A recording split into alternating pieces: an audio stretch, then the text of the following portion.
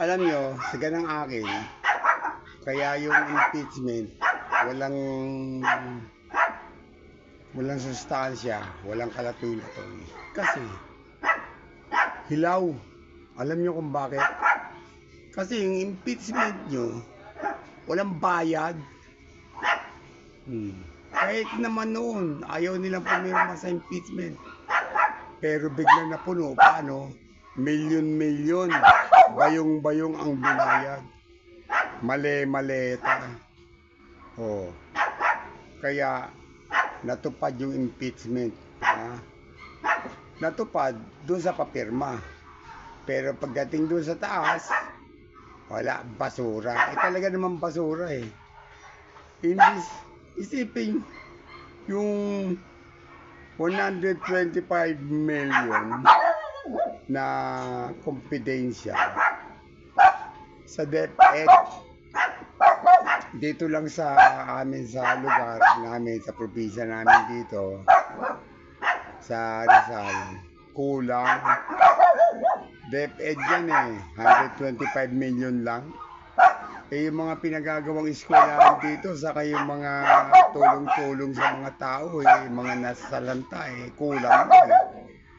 125 million, sasabihin nyo, ninakaw.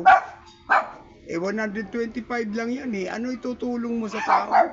Yung 125 million, kulang kagad. Oh. Eh yung ano, yung kay Bongbong Marcos, oh, 1.6 billion. Billion, asa na yun? Billion yun eh. 1.6 billion. O, ba't hindi yun ang question ninyo? O, saan dinadala? Sa singhutan.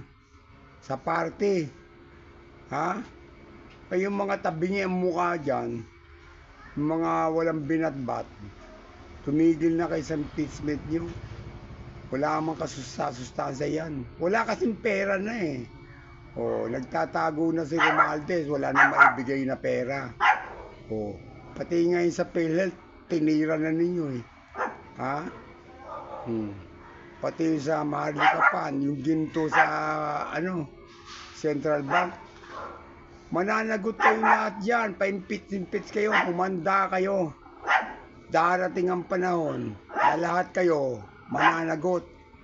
Mga ulol kayo. Mga wala kayong binatbat. Ginagawa nyo, tanga yung mga tao. Isipin nyo, sa Leyte, hinuho kayong lugar nila doon. Miniminahan ng itim na buhangin.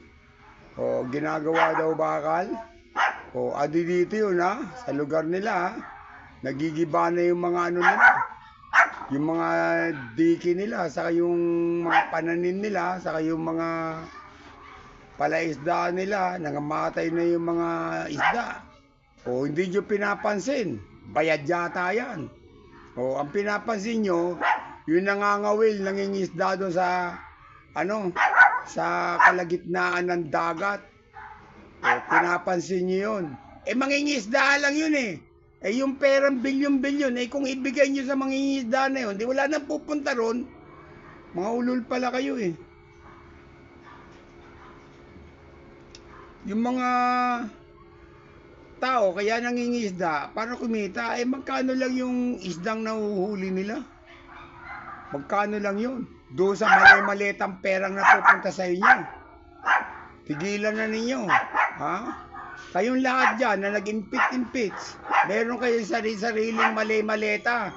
Meron kayong sarili-sariling confidential fund. Ha? Yun ang pag-usapan nyo. Yung confidential nyo, saan nyo dinala? Sa singutan. Ha? Eh lalo na to si tabingi ang mukha na to. O si Sabakwin. Tumigil na kayo, mga ulol.